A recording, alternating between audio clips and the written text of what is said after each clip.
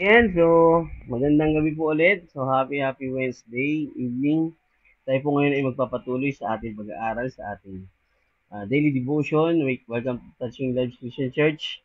Nasa verse 6 and 7 po tayo ngayon ng ating pag-aaral sa aklat ng Isaiah chapter 31. Pero bago yung lahat, tayo po muna isama-sama manalangin. Samahan niyo po ako. Ama, maraming salamat po sa panibagong gabi, panibagong araw ng pag-aaral. Maraming salamat sa patuloy na biyaya ng buhay, kalakasan at karunungan upang maibahagi, ipag-aralan ang iyong mga salita at maipamuhay ito at mapagbigay ng kaliguran sa iyo, Panginoon. Gawin niyo po ang mga kapatid ko sa Touching Lives, ang aking pamilya, ang aking mga anak, ang aking mga mahal sa buhay. Patuloy niyo po kaming gabayan. Ang patuloy na pagkatuto, patuloy na makiksimula pa lamang ay mahagip ng video nito ng live na to, Panginoon. Sama-sama kami manalangin, sama-sama kami matuto at maipamuhay ang mga salita. Gabayan niyo po ang bawat isa. Ang biyahe po ng mga mahal ko sa buhay. Gabayan niyo po kami. Tinatas po namin ito sa ngalan ng iyong anak sa Jesus. Amen. So magandang gabi po sa lahat. Tayo po ay magpatuloy sa ating pag-aaral. Kagabi nga po ay natalakay natin ang verse 4 at 5 ng chapter 31 ng Isaiah. At nandito po tayo ngayon sa church, no? Ako lang po ngayon mag-isa, pero dito nga po ay tutukoy ito sa tema ng proteksyon na ibibigay ng Panginoon. Walang kapantay na proteksyon, walang kapantay na pagmamalasakit ng Panginoon, pagmamahal ng isang ama sa kanyang anak na patuloy niyang hinihintay na manumbalik. Ah, Tumutukoy ang verse 4 sa hindi matatawarang proteksyon ng Diyos. Nihalintulad ito, nihalintulad ang Diyos sa isang malakas at determinadong leyon na walang makapigil sa kanya sa kanyang lakas at otoridad. Uh, Upang bigyan ng proteksyon ang mga Israelita at hindi ito tumutukoy sa buong Israel. Ito po ay tumutukoy sa mga matitira, no? Sa Israel at dadalhin ito sa bundok ng Zion. At sa verse 5 ay hinalintulad naman niya sa isang ibon, no? Ang pagbibigay ng proteksyon niya sa kanyang mga inakay sa ibibigay niyang pagmamahal dito at walang patid na pagmamahal at pagmamalasakit ng Diyos sa kanyang bayan. So makikita po natin sa kagabi ay napag-aralan natin ang tungkol sa isang ama na ibibigay ang lahat para maprotektahan lamang ang kanyang mga anak. At ganito po ang Panginoon, no? Makikita natin isang leon, tulad ng isang leon at tulad ng isang ibon na binigyan ng kahalagahan ng buhay ng kanyang mga anak upang ito ay bigyan ng matibay na proteksyon. Sa ano mo patuloy sa verse 6, no? Sinabi po dito, sinabi ng Diyos, bayang Israel, magbalik loob ka sa akin. Labis-labis na ang ginawa mong paghihimagsik. Himagsik. Sa King James Version, sa English ay, turn ye unto him, from whom the children of Israel have deeply revolted. So, yung talata po ay naglalarawan o nagbibigyan tema tungkol sa pagsasabi ng Diyos sa panunumbalik sa kanya ng mga tao sa Israel. Ito nga po ay ang pag-anyaya ng Panginoon na sa kanyang bayan na ito ay manumbalik at magsisi sa mga ginawa nitong mga pagtalikod at pagsuway sa kanya. Malala natin, maraming ginawa na paulit-ulit ang mga Israelita. Maraming ginawang halos after silang pagpalain ay magkakaroon sila ng pagsuway, magkakaroon sila ng paggawa ng kasalanan, pagtalikod sa Panginoon. At dito nga po ay parurusahan sila ng Panginoon. At dito same scenario, no? Cycle lamang, cycle ang paulit-ulit na nangyayari. At dito nga po tinawag ni Propeta Isaias ang mapanghimagsik na Israel na magsisi at manumbalik sa Panginoon. So tulad na sinabi sa verse 4 at verse 5 na si Yahweh lamang ang makapagbigay ng proteksyon na matibay at hindi mawawasak para sa kanyang bayan.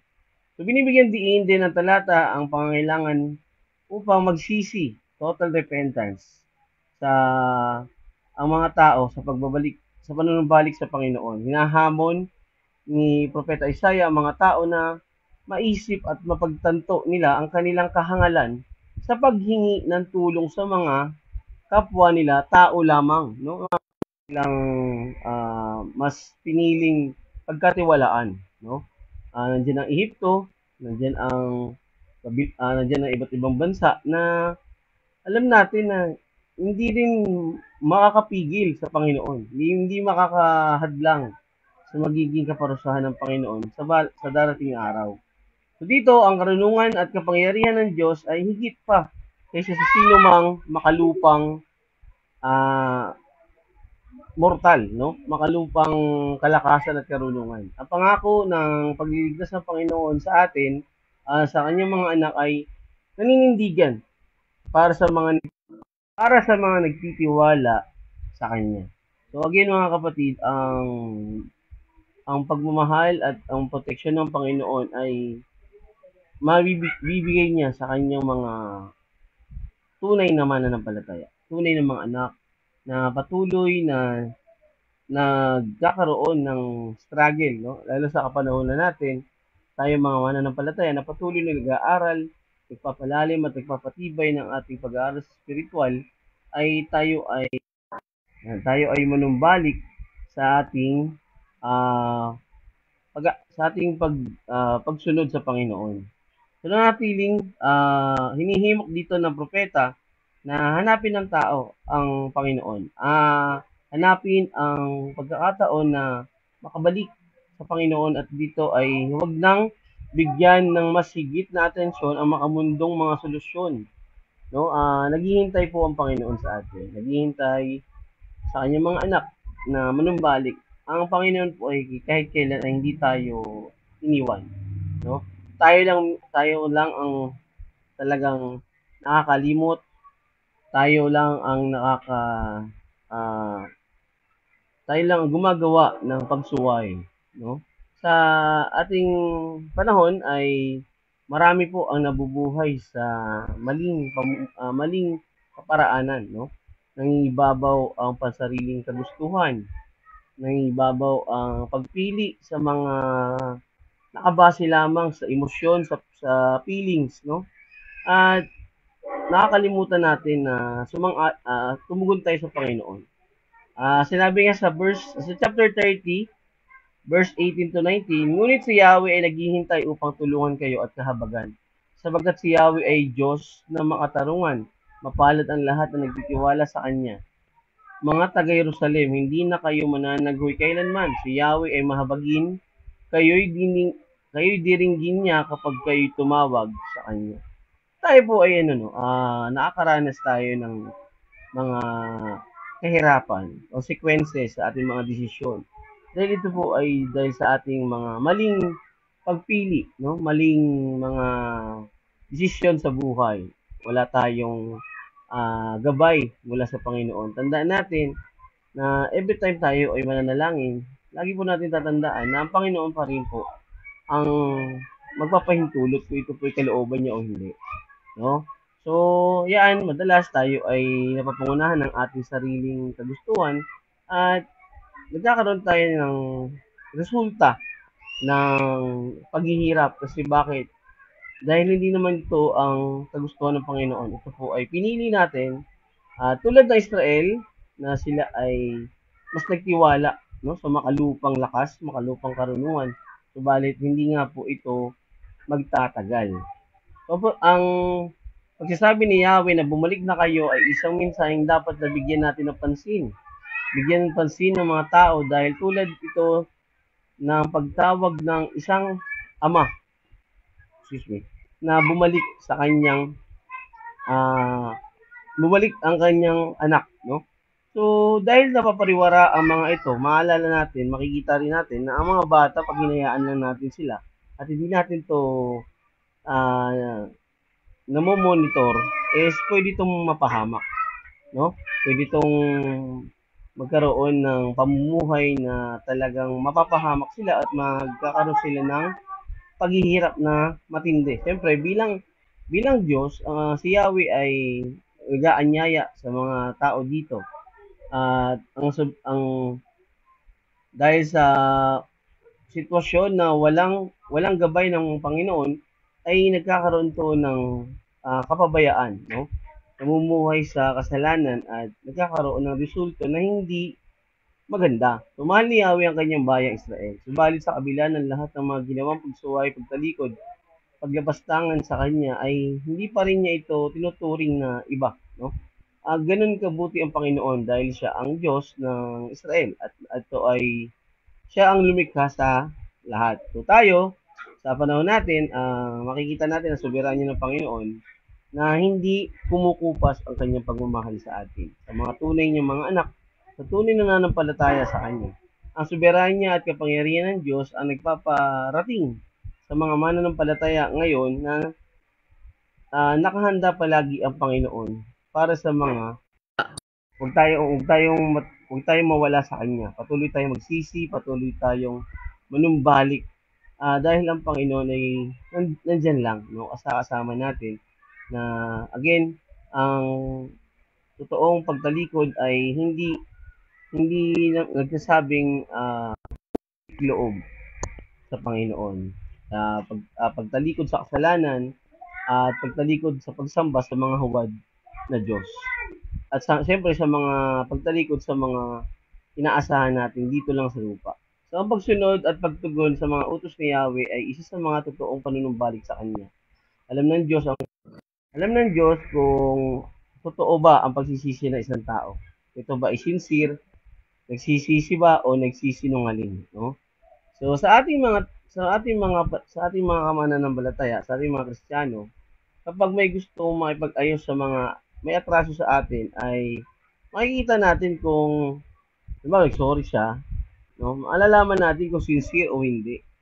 Pero siyempre tayo, naka-base lang sa ating nararamdaman, sa ating nakikita. Siyempre yung eye to eye contact, di ba? Pero ang Panginoon, alam niya kung ano ang laman ng puso ng taong nagsisisi. Kung tunay ba ito o hindi. So wala tayong maitatago sa Panginoon. Ang patuloy na pamumuhay ng mga Israelita sa kasalanan at pagtitiwala sa mga bagay dito sa mundo ay dito ay tinatapos, no?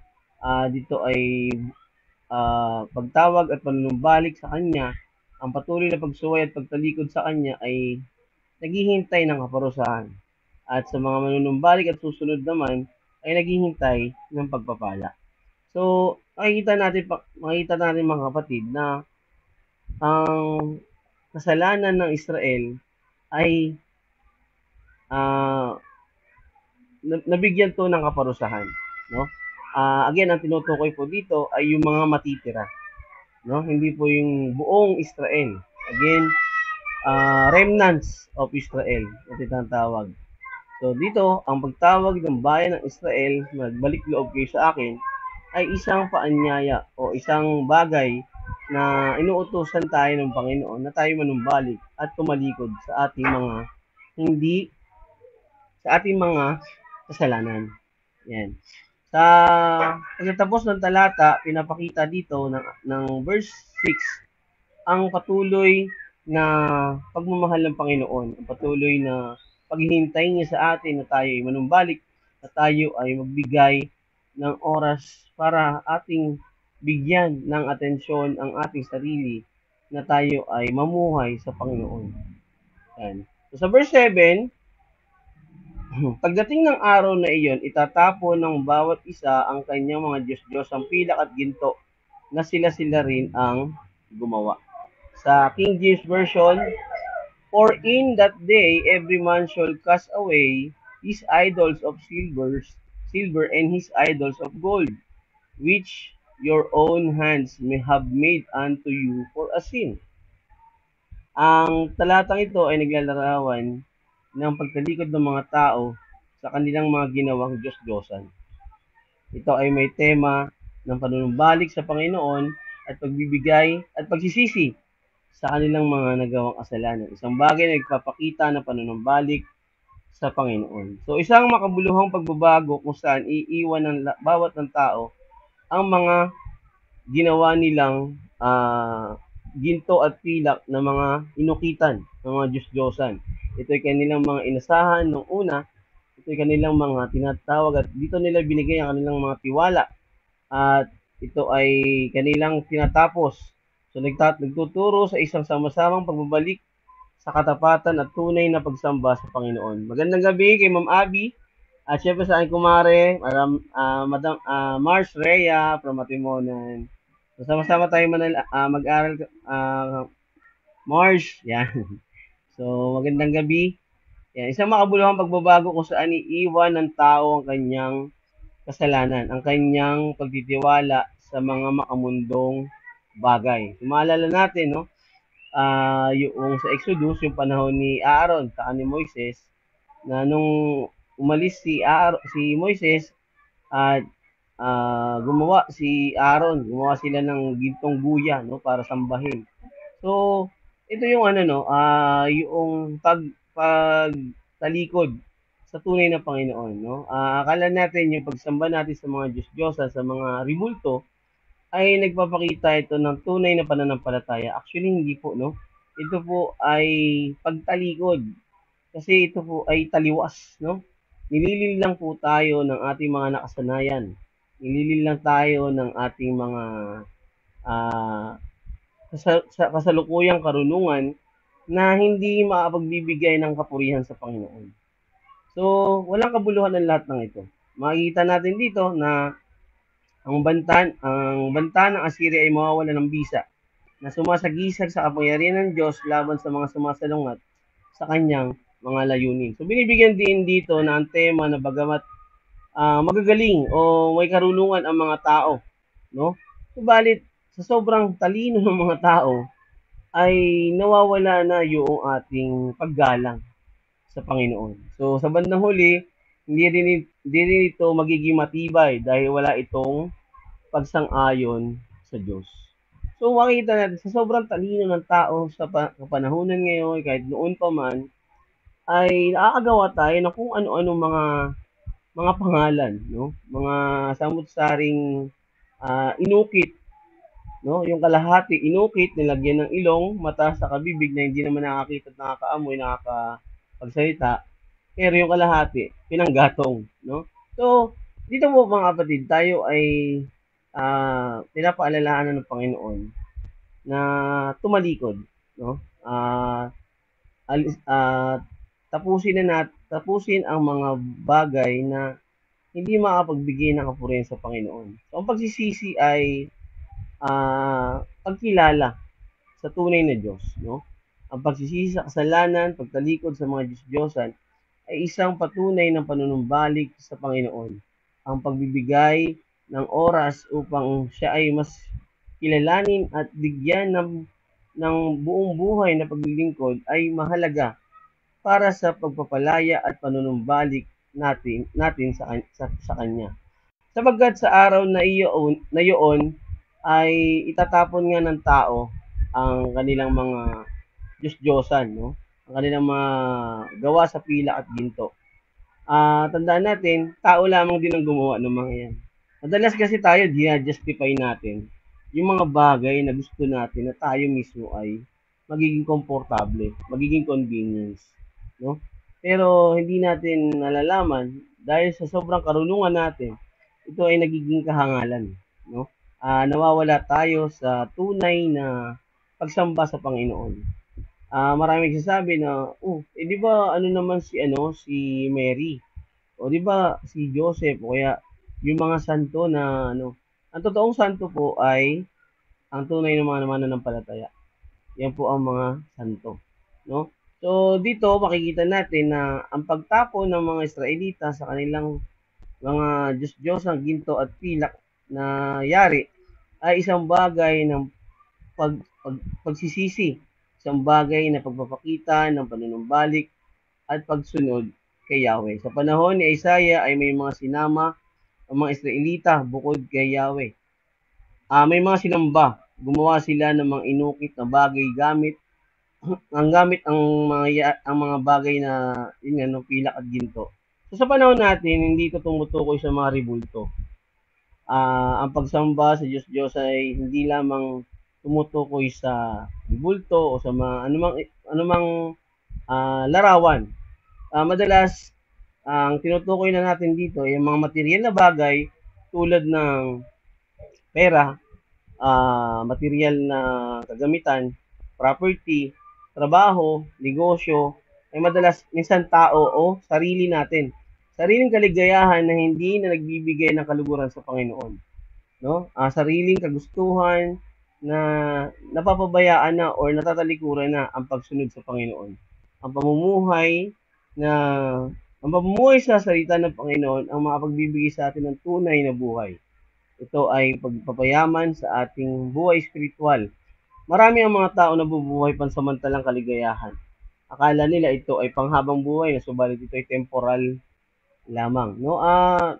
Ngayon, sa panahon natin, palala ng palala, talagang totally, no? Marami ang nagsasabing sila ay mga mananampalataya, sumusunod kay Yahweh, sumusunod sa Panginoon, subalit hindi nakikita sa pamumuhay, hindi nakikita sa totoong resulta, no? Magkaiba kasi yung sinasabi sa ginagawa. Ito yung sinasabi nating uh, yung tulak, yung kung ano yung bigkas ng yung bibig, pero hindi naman ito ang iyong pinapakita, no? Ang walk the talk sa other term, no?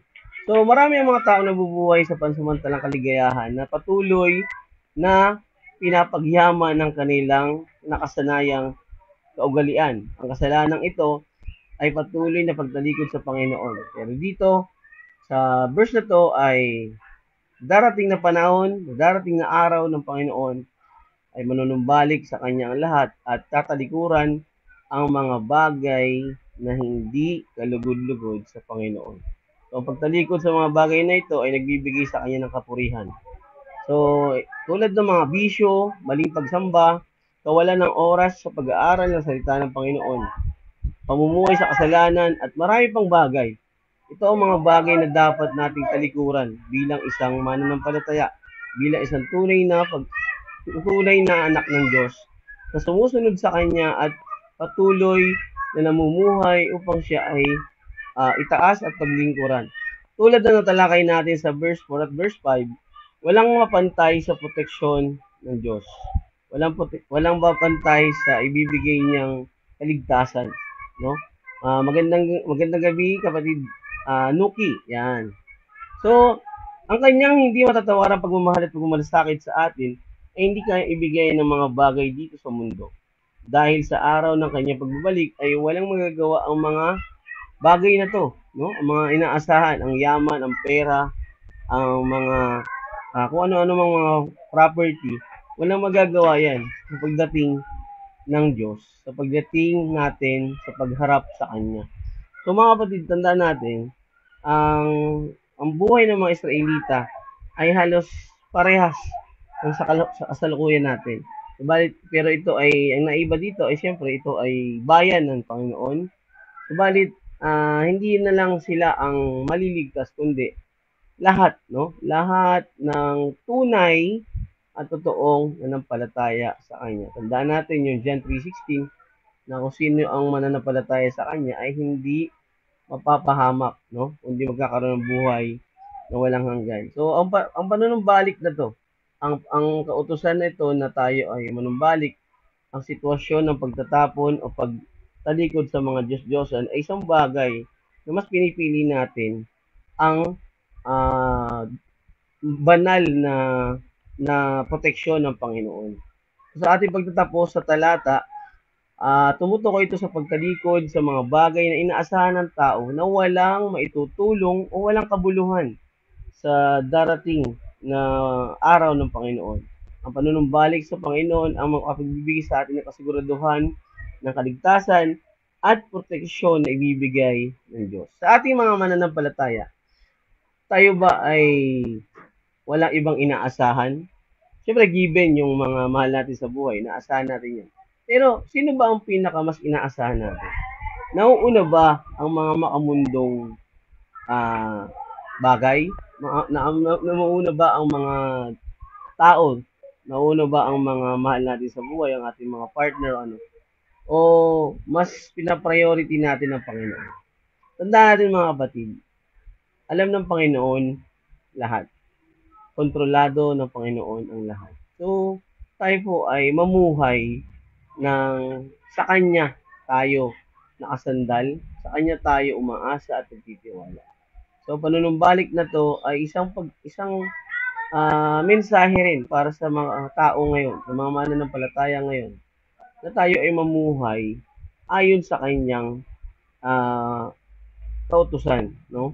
Ang Panginoon ay makapangyarihan, alam niya ang lahat ng nangyayari sa atin. So, wala tayong may tatago. Ang puso natin ay nakikita niya. Patuloy tayong magpasuri sa Panginoon. So, tayo ba ay totoong nasa Kanya o baka tayo ay naliliw lang ng ating mga sinasabi at ginagawa. So, dahil walang taong ibang dapat tayong sambahin, kundi ay si Yahweh lamang, ang Panginoon na makapangyarihan at lumikha ng langit at lupa. So, walang makakapantay sa kapangyarihan ni Yahweh.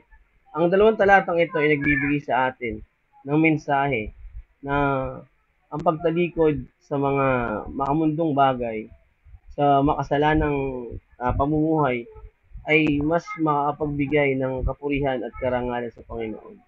Ito ay mas makapaglapit sa atin sa pagkakaroon ng buhay na walang hanggan at ang banal na proteksyon na walang makakasira o makakabasag, no?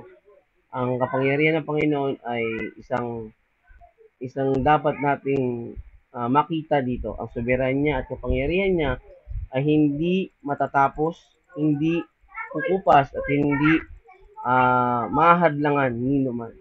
Tandaan natin mga kapatid, sa ating araw-araw pag-aaral, dapat tayo ay may natututunan.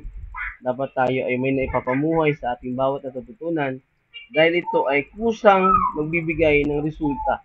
No? Ito ay magkakabunga.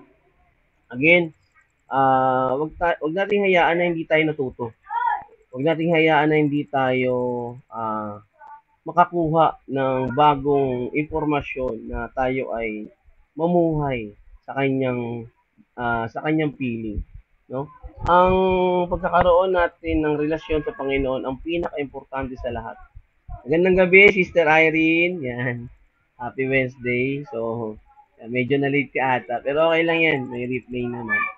So, pinakamagandang sitwasyon sa buhay natin ay ang pagkakaroon ng relasyon sa Panginoon. Ang panunumbalik, ang bukal at ang totoong panunumbalik sa Panginoon ang nagbibigay sa atin ng kapayapaan. Ang pagmamahal niya ay hindi matatawaran at hindi naman matapantayan. So, yun lang mga kapatid, no? Sa sa ating napag-aralang 6 is 7, tandaan natin na alam ng Diyos kung ano laman ng ating mga puso. Kung tayo ba ay totoong nagsisisi o kung tayo ba ay nagsisinungaling. So, wala tayong may tatago. Again, mga kapatid, huwag natin hintayin na mahuli pa ang lahat. Baka mamayang gabi ay magkaroon na ng rapture, no? Baka mamayang gabi ay baka kinabukasan ay hindi na tayo magising. So, bigyan na natin yung pagkakataon na to. Sabi nga is urgent, no? Immediately. So, huwag na natin hintayin na, kakain muna, gagawin ko muna itong kasalanan na to bago ako manumbalik. Hindi, no? Urgent. Urgent po. Kasi wala po nakakaalam kung hanggang kailan tayo. No? Tandaan natin, wala na tayong magagawa pag tayo patay na. Kaya habang buhay tayo ay manumbalik sa Panginoon, tayo ay bumalik sa Kanya, tayo ay maglingkod at alamin natin kung ano yung Kanyang kaloob sa atin at ito ay ating ipagyaman. No? Huwag nating sayangin ang ating buhay sa mga walang kakwenta-kwentang bagay dito sa mundo, sa mga pagsamba sa mga Diyos-Diyosan, sa mga huwad, na walang magagawa sa pagdating ng Panginoon, sa parusang ibibigay niya sa mga taong hindi sa Kanya nanampalataya. So yun lang po mga kapatid, dito po muna natin tinatapos ang ating pag-aaral. Actually, wala akong makita ibang mga pangalan, no? Hindi ko rin alam kung ilan ang viewers ko. Pero yun po, no, sa mga kapatid at mga pamilya ko na nag-join, na hindi ko masyadong makita, tayo po yung papatuloy bukas para sa panghuling bahagi, verse 8 and 9 ng chapter 31. So, dyan po na muna natin tinatapos ang ating pag-aaral. Sama-sama tayong manalangin sa ating sa pangwakas na, na panalangin. Samahan niyo po ako.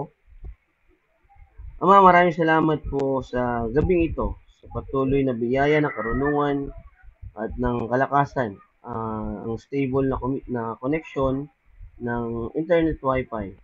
Maraming salamat po. Sana po ay marami po ang makakita ng video na to, makapanood at maunawaan nila na ang tunay na makapagbigay sa amin ng tunay na kapayapaan ay ang panunumbalik at paglapit sa iyo, Panginoon. Ang pagkakaroon namin ng relasyon sa iyo, ang patuloy na yaman na aming mararanasan, ang buhay na walang hanggan na iyong pinangako sa lahat ng mga sasampalataya at magtitiwala sa iyo, Panginoon. Gabayan niyo po ang bawat isa. Ang biyahe ni Pastor Dom, ang biyahe ng mga nasa biyaheng mga kapatid. Patuloy niyo pong gabayan ang touching lives. Patuloy niyo pong gabayan ang live nito, ang devotion na to. Sa iyo lang po namin itinataas ang lahat, Panginoon. Sa iyo lamang po lahat ng papurit parangal. Tinataas po namin ito sa ngalan ng iyong anak na si Jesus. Amen and amen. So, magandang gabi po ulit mga kapatid. Tayo po ay magkita-kita sa ating pag-aaral. Bukas ulit, alas 7, no? Sa ating huling bahagi ng chapter 31. So, maraming salamat po mga kapatid. Sa Diyos lang papurit parangal. To God be the glory. Bye-bye. Magandang gabi, Kuya Fred. Bye-bye, bye-bye.